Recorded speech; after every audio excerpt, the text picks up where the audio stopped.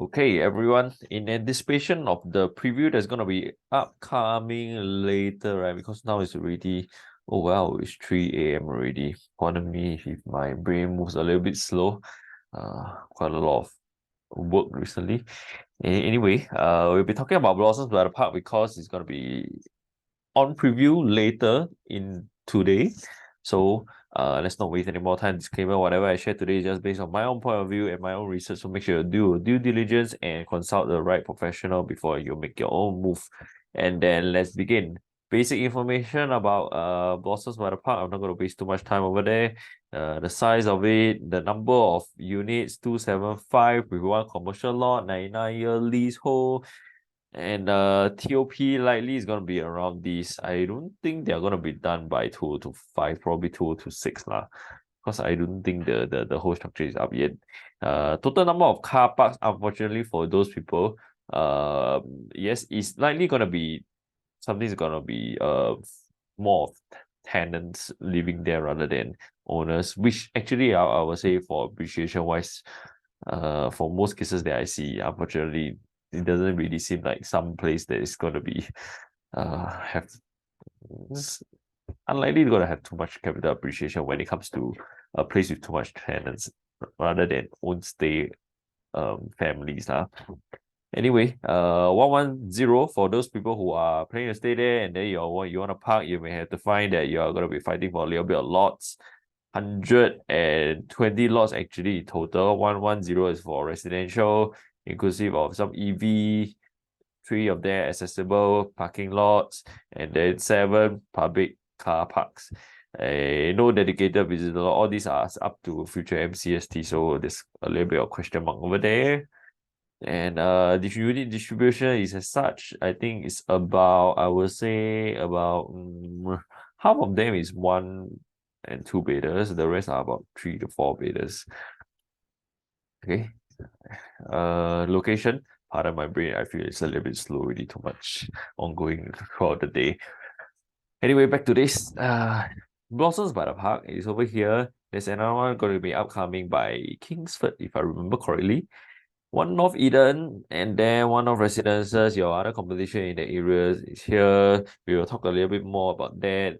So if you want to walk to MRT for Buona Vista, it is definitely within walking distance, not too far away. I think it's about 3 to 4 minutes, depending on how fast you walk. Star Vista is quite nearby. So if you are the kind that you want more, you want MRT, you want blah blah blah, then this may be the place for you lah. If you are very very very central location. But as usual, if you want to focus on capital appreciation, you want to make money, you definitely have to look way way way further than that. Okay, then yep, just a sample of your competition in the area. If we look at the total number of units in that area for Blossoms by the Park, 1 km radius within it, that will be about 3,000 plus units, inclusive of your 1 Holland V over the other side, because it's just nice within that 1 km radius. So for those of them, I know there are some people who say, oh, this area we almost got no supply. Not exactly true. You still need to remember there are still some of your resale competitors there. After all, everyone is 99-year leasehold over here. There is always a fair game, and if the price gap is too big between your new and the old one, then I'm very very likely that something not so good is gonna happen lah. And we also know that the older ones, not all they are performing, and that is something you may want to think about. So it is not exactly right, I would say, for us to think about Blossoms by the Park having a so-called monopoly. It is I wouldn't even call it a monopoly, even if we go by this year, because just 2 years prior before that, it was a one of Eden, and then you have also the upcoming the Kingsford one. I can't remember the name that did they have any even name it? I'm not so sure, but anyway, it doesn't matter. There's also upcoming another one for people who are dying to look at this area.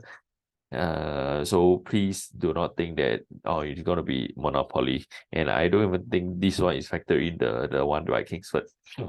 Okay, there will be another one at Media Circle that is going to be launched in GRS. We have no idea how much are they going to be launched yet because the whole thing hasn't even come out yet by URA. Likely going to be June if I remember correctly. Private housing in the area, one beta is about 300 plus according to this land's function, which is making my job a little bit simpler because you last time I used to add everything together manually, which is a little bit honestly quite tiring. But anyway, back to this. One room is about 300 plus, two rooms about 1000 plus, which is quite significant already. Three room is almost the same, surprisingly. 4 room and 5 room. If you're able to get a 5 room, wow, you're gonna be. This is what I really call monopoly. So this article came out just I think today. Was it today? I think yesterday only because we just passed 12 o'clock. And that is gonna be launched by 2002 to 2004 range. I really think they're gonna be averaging about 2300 plus. But anyway, no point guessing. So what if we guess correctly, or so what if we don't guess correctly? So what, right? Because ultimately you have to be able to make the right decision on that day itself if you're really, really going for that balloting over there. And then the funny thing is that we went to the show flat, and then some people are saying, oh, the fridge and the washers are not included, which is unfortunate because apparently they try to brand it as the show flat is pretty decent. I wouldn't say like the best I've seen. It's far from the best I've seen. But I think for a condo, a full condo, and not providing fridge and washer is something that's quite sad. But then again, it doesn't mean just because it doesn't provide fridge and washer, it's gonna be a money losing project. It's definitely much more than that. It's just something a little bit of a bummer for those people who want or the key, then you see your new fridge, you want to see your new washer, dryer, blah blah blah here and there. It's a small little makeup bummer, I would say. All these you can just buy for yourself for like $1,000, $3,000 total. So I would say small money in terms of that lah. And this is what they have released. Obviously, please guys, please do not go gaga and that all these units are gonna be launched at 2001. No, these are starting from it's probably gonna be facings that people are gonna be complaining and bitching about. So you had to add more PSF than that. Likely this one is going to be launching, one beta is going to be launching 2004 plus because previously I think one of Eden went up to 2002, 2003. Not sure, can't remember whether they hit 2003, but so definitely the small one is like very, very likely going to be exceed more than that. Two betas, 2000 plus, not likely is going to be 2003 plus plus. And the 3 bedroom dual key, later we'll talk more about this. Wow, starting from these the dual key, for those people who you want to play the farming game, you want to do the landlord life, you want to make money through dual key, through renting, I really wish you good luck because I know there are people out there who really believe in dual key. No right, no wrong, but from what I see, dual key tend to not fetch too high of a PSF compared to normal units. Especially if you enter your dual key, it being a premium, right? They obviously you can see there's a premium over this and this. Almost 100 PSF for your dual key. Come on, guys. It's a no-brainer that I won't even touch it. Okay. Anyway, a little bit of competition in the area for us to take a look. And all these are 99-year leasehold. One of residences is the blue one. The rest you can see, and they are all averaging, I would say, between 1,300 plus to 1,600 plus, within 1,003 to 1,006. 1,003 for obviously the oldest one, and then to about 1,006. And if Boston's by the Park launches at about 2,300 plus, I really believe that they're going to be launched at 2,350 to 2,360 average. With that will place us around this. But anyway, I'm just having a random guess. It don't put my words on it. Because like I said, I don't believe in guessing all these things right. So what if I get it right? It doesn't matter. Does it mean just because I get it right, does it mean that it's gonna be a money making project? No. So it's just something that I just choose to make an educated guess, and that's all. So because a lot of people they like to I bet must it's gonna launch at this price. So what if you win? Yeah, you win lah. That's your problem. Okay, yeah, you're going to flex, you're going to have your ego, feed your own ego, but nobody really cares. Come on. 2,300 bucks. I would say 2350 around here. That will give us a gap of almost about 750 PSF. For leasehold versus leasehold. And then 2 years ago, this guy was launched at about 1,009 plus the 2,000. That will give us a gap of about 350 PSF gap. For 2 years only, the characteristics are almost the same.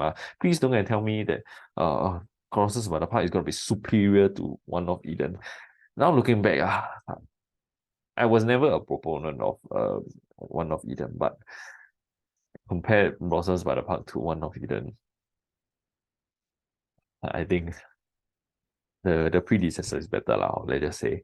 And then the upcoming one, we have no idea how it's going to be. Probably the other guy, which is Kingsford, is sitting at the side, waiting and observing first, not in a rush to go and fight with Blossom Spider Park. So let's see, it'll be an interesting battle. My own concern over here will be the huge gap over here. So is it really that much of a deal like some other people say? Some people say it's like the best launch. Oh gosh, it's going to be... I think the best launch of the year is definitely not this for sure. Okay, some people will say, hey, the Rochester residents this one they move well because of high quantum, blah blah blah. I don't believe that an area, or rather your characteristics of a development or the factors the macro factors behind it, as long as it is there, it doesn't matter whether is it the unit layout is not efficient, it's high quantum, big unit, but maybe 1,200 plus for two bedder in Rochester, right? I can't remember whether it's one of Rochester lah. So on these, either this or this, all these big units just because they are high quantum doesn't mean that they will move because an example this is an example in just nearby only. There is this is an example of a two bedder that is huge compared to the surrounding new launches that are typically around two bedder 600 plus to 700 plus. This is about 1,000 plus, and then they are still moving up. So you're telling me that this guy can move up, even though this one is a big quantum unit, and then just because this one is a big quantum and then it's moving sideways, this logic doesn't make sense lah. So out you go. Definitely doesn't make sense for me. And then the funny thing is, a lot of people like to chase the newest thing. And at this point, you see back in 2018 Q3, this particular launch already went up in price. So a lot of people say it doesn't make sense for me to enter here already. Because blah blah blah, not having the first mover advantage here and there. But if you know how to read the factors around it, and then the land plots around it, how far are they spaced apart, and how does it actually help to push up the value, then you probably would have a much better chance of realizing that this particular development over the past few years since 2018 Q3 till now has made about 21%. As compared to this guy at that point, already people was make a lot of noise. Last time people buy this price, today I buy this price, so confirm I lose money. And then today, look at where they are. As compared to this guy at that point, first launch, everyone chiong, go to the project, chiong, because this is, by the way, supposedly better location, new here and there. And then they have their price premium. So people rush in thinking that, every single new launch is going to be a money-making machine, cash cow, blah, blah, blah. And then they jump in there and realize over the same period of time, instead of making 21%, only make 4%. So good luck to those people who bought as a PR. You want to buy it as a PR, you want to make money. Unfortunately, you can't even cover your ABSD as a PR. So there's a really unfortunate fact. So please do not think that just because you're not buying at the launch, means you're not getting a good deal. It doesn't work like that. You have to look far further beyond. Does the property still have further potential in that sense? Okay, so Blossoms at the Park is break even around 1986, so just slightly below 2,000 PSF. I remember when all this came out, people were making so much noise. This overpriced here and there. This one was this was like I think just somewhere last year or the year before. I can't remember really so fast. So that, at that point, people were saying, wow, how incredible, like how to launch this kind of price, 2,000 plus PSF. Well, everyone's saying insane. And then today, people are saying this is like the best deal of the year. Sometimes, I keep hearing this. I can't help but laugh because if, if you look like the market enough, look at all the other options that are available right now. You can't help but I don't know, every time I think about our face, I just kind of sorry. The Busugram was an example that honestly I underestimated that. Why okay, same thing lah. Some people like to bet on the percentage lah. I honestly tell you I was wrong lah. I expected 40% only, but Singaporeans never ever fail to uh exceed my expectations So 40%, they end up selling 53%. I know some of them they are betting like 70-80%. So not possible lah in this today kind of environment with the kind of quantum, kind of big units quantum it's very, very unlikely lah. Then and then the surprising thing for me, I still thought, okay, maybe there's a lot of competition and then Hoi Ha coming in with the surprise attack. So maybe they may moderate a little bit and probably average 2,004 flat PSF lah. But end up they still went one shot higher, 2,465 PSF. Wow. And then people are chung in thinking that, wow, this is like the best deal. The market. Sometimes the market really how the buyers behave really is a little bit comical to me lah. So unfortunately, please pardon my maybe I'm a little bit key at 3 plus AM. But well, so this was the Busu Grand, this was the price, and then I remember people are telling me, hey TG, the Busu Grand going to be launched at 2002, and I'm like, 2002 can't be, but just because of this one unit over here, come on. Then bosses by apart, hey, people are launching 2001 I guarantee you, most of you, you cannot take the facing one. Because when I tell people, hey, the ground floor or western facing like that like this then give you this PSF you want or not? Still don't want no gonna good bad deal So don't look at this PSF, please, guys. For those of you seasoned already in the market, please don't take this as a real gauge. Always at your estimate PSF. There's no hard or fast rule PSF. I have my own range to add. You have your own range to add. And then most important thing is your range has to be an educated guess, or rather not really a guess, educated estimation. Okay. So some people were thinking, hey, this portion by the part is gonna be super high rental. Rental yield is gonna be high. I don't doubt that there's gonna be high rental demand over here. But the thing is, when it comes to property investment, is rental yield really, really the king or not? Because some people, they keep focusing on rental yield. Oh, when I buy a 3-bedder or buy a 2-bedder, I must go and cut it. Cut somehow, whether legal or illegal, I'm going to cut it and then rent it out to different tenants to maximize my rental yield. You know how much work it is or not? Especially those of you, like a 3-bedder, they want to cut it to 4 or even 5. I don't know how they cut but it really seem quite ridiculous on that. 2 also can cut into 3 here and there. But the amount of work they do and then the amount of work to get a different tenant, and then you have to manage a different tenant. So all the paperwork here and there, and then when it's not all rosy as a landlord, because you sometimes no matter how much due diligence you do and not everyone even do due diligence in the first place there will be sometimes, unfortunately, there will be some punk tenants who don't pay out the price, don't pay out the rental or destroy your stuff here and there, all kinds of pattern So landlord life is actually not as rosy as you think it is. On top of so many taxes that you are subject to, because in the first place you gonna property tax, and then you gonna income tax, and then you gonna your maintenance fee, and then your agent fee, and then your all your other generally unit maintenance, and then all your troubles here and there. Then you have to maintain just for the extra few $100 a month compared to a normal unit, or maybe even $1,000-2,000. Yes, it can be quite a lot of money but in the grand scheme of things, come on, how much difference is gonna make? So if you are still living in that kind of thinking that rental yield is like the top most important, then I would say, at least to me this is dinosaur way of thinking already. So if you are still going to continue there, I sorry, I can't help you. Rental yield, according to Skyher, this is the highest few, but I took out the top 5 and then we look at how the performance has been over the past 10 years. Rental yield is no joke. The rental yield, gross rental yield, of course, we are looking at 5 to 6% rental yield. Last time, I remember 2 to 3 years back, the highest was about 4 plus only, but now because of how the rental market has gone crazy, it has obviously gone up 1 to 2% maybe, but is it a lot? Maybe. But if you compare to other options, maybe that guy, instead of going for rental, you went for capital gain. Would he have made more? Definitely way a lot more. Later I'll show you.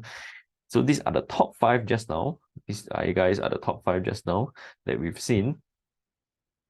We look at the direction that they have been headed towards. Viva Vista, unfortunately, seems to be on the downtrend. Purple color one, Coven, Grandeur, one is down, one is up. So we take somewhere in the middle, probably somewhere in the middle, going sideways again. Yellow color one going sideways again. The green color one is going slightly up, which is not exactly very reliable because just 2 quarters before it was just flat. So let's see how it goes. Still something that is like very likely not going to be very, very, very, very lucrative. And then the Hilford one, obviously this one we know that this is the 60-year leasehold one. If you are that gutsy to hold a 60-year, I would say you deserve that little bit higher rental. Okay, you see the rest are about 6.1 versus 5.2. It's quite a big gap, but 60-year, sorry man, I don't have the guts to hold on to something like that. So this one, to me, sorry, I give it to them. They want the increase, but if you got the guts to buy here, don't need to watch my channel. Go and just continue your landlord life, okay? And in the meantime, while these people are fighting for highest rental yield, or I'm going to show my friends that I got the highest rental yield, I'm going to carve my unit into different components and then rent out to different tenants and then maximize my rental gain here and there. Maybe at most, let's say at most we earn about how much? Maybe 15,000 because you still have to factor in all the different taxes here and there. Let's say 15,000 and then over that's a year extra in terms of rental you here and there. And then over 10 years, 150,000. But like what we see here just now, basically there's no capital gain. Some of them even capital loss. So your $150,000, you still have to counter your buyer's stamp duty and all your costs and then your agent fee here and there. But meanwhile, these guys are happily staying in their own unit here and there. And then they manage to cash out with this kind of money in less than 10 years for sure. So which one will most of us prefer? I don't know. If it's me, I'm not going to be managing so many tenants, man. Wow, managing tenants is a big headache, man. For those of you who have very trustworthy agents, really good for you. But those of you who don't have a trusted agent, I believe you understand why it's a nightmare. So to me, it's simple. Would I want to go for dual key and then manage all the different tenants? Let's see. You have for those of you who are wondering the dual key, just a quick run through. You open your door, then you have a foyer, you get your main unit, which is over here. That has usually depends. Some people will rent out the 2 different units. Some people will just stay in this one and go and rent out the other one because they want to gain that $2,000 extra per month. Which to me is a little bit too much work to bother. So they'll come in, and then this one is the tenant, this one they own self and take. And then this is what we call a dual key. Basically, some of them some agents like to advertise you own 2 units with one name, one title. No need to pay BSD here and there. Come on.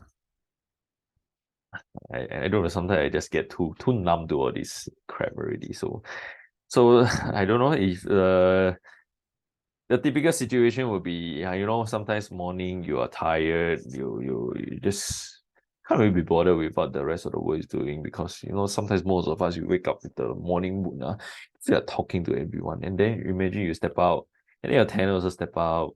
Especially you're not like, wow, super friendly kind like me. I'm not super friendly, unfortunately. So the moment you open up your door, you go to your, you're going to work, you see a dual key tenant coming out of the foyer, coming out to the foyer, and they see each other, you give your awkward smile. And you like this kind of lifestyle, then good for you lah. Unless your dual key tenant is a super pretty girl. So I mean, Miranda Card is not like my ideal type. I'm just pulling out a a picture of a pretty girl. But come on, I mean, I wouldn't mind having her as a dual key tenant. I mean, if my dual key tenant is guaranteed going to be looking like this, I'm sure my wife wouldn't blame me for for having such a tenant.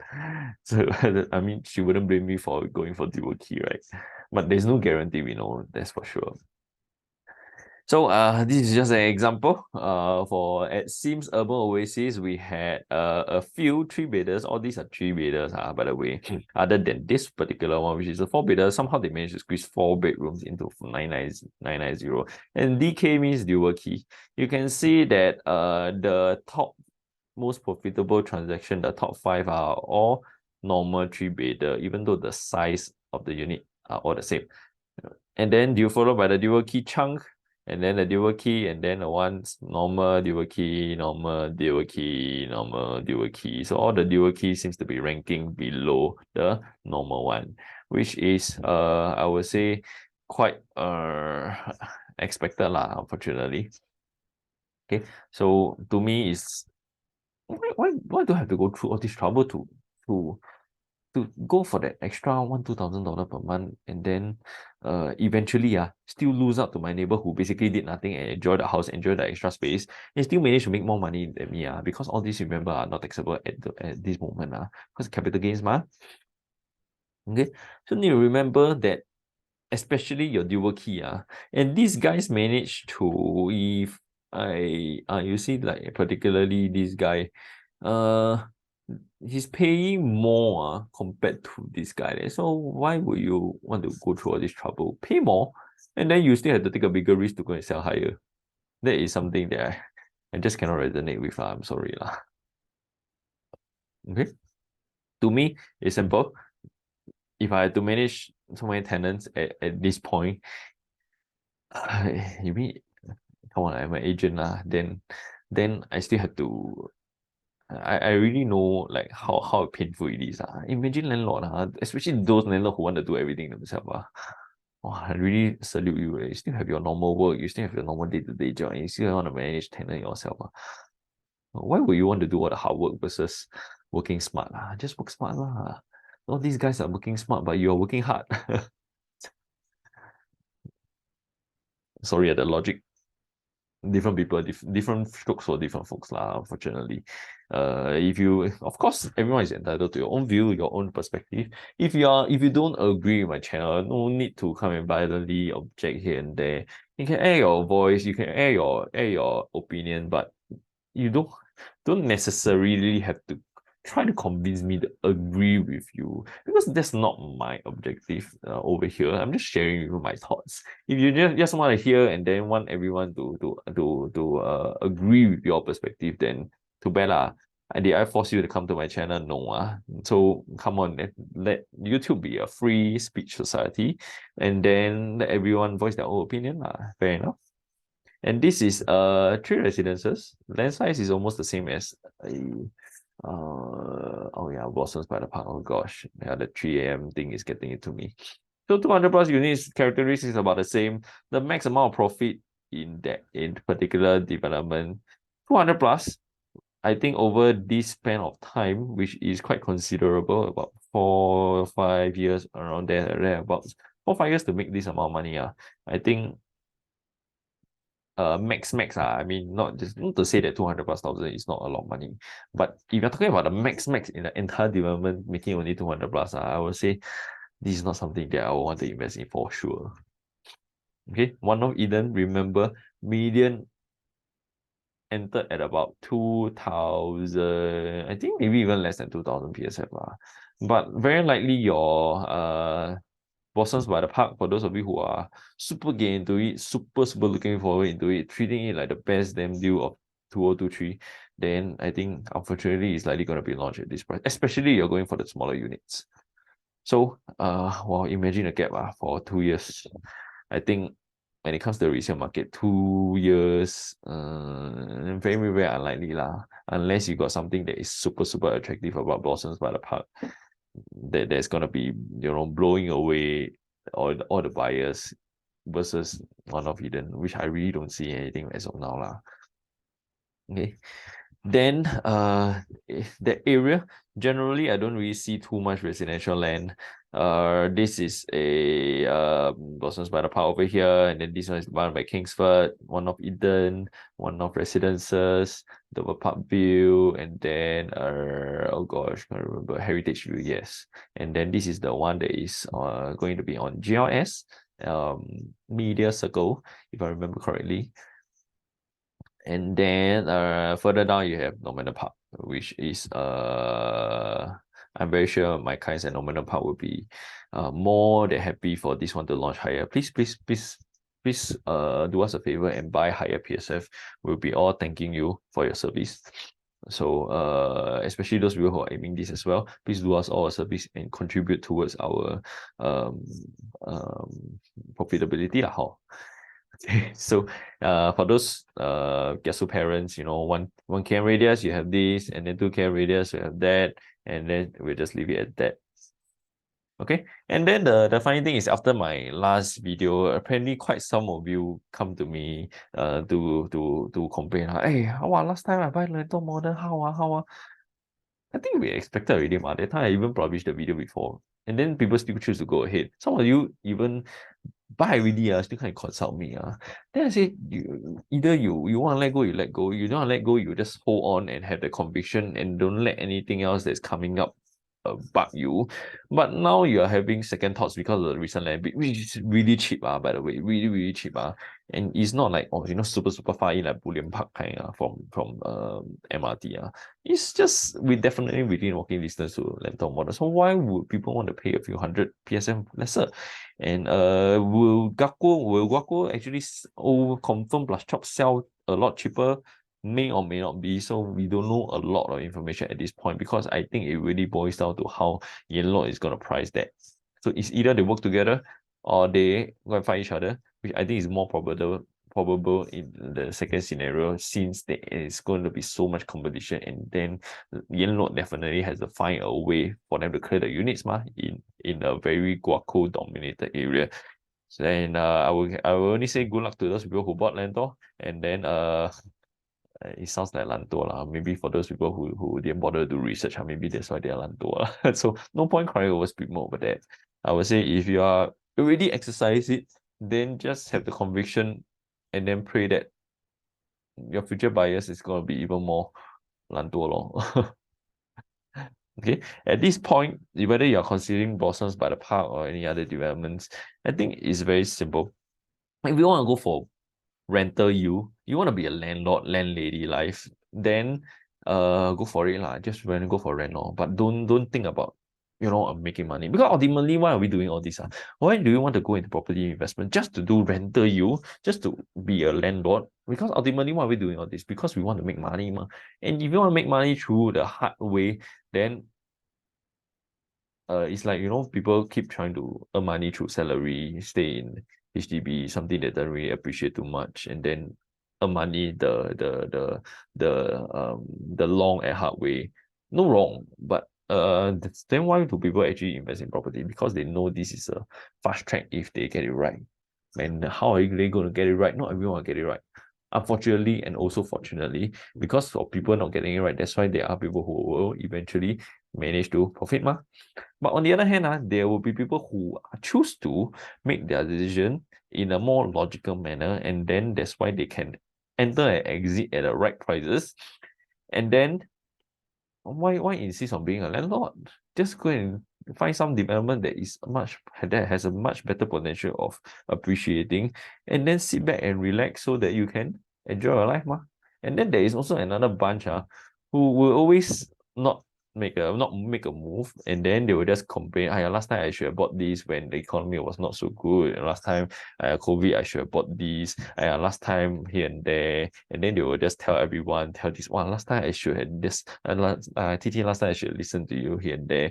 And then this is basically my life, in quite common, in quite a common scenario.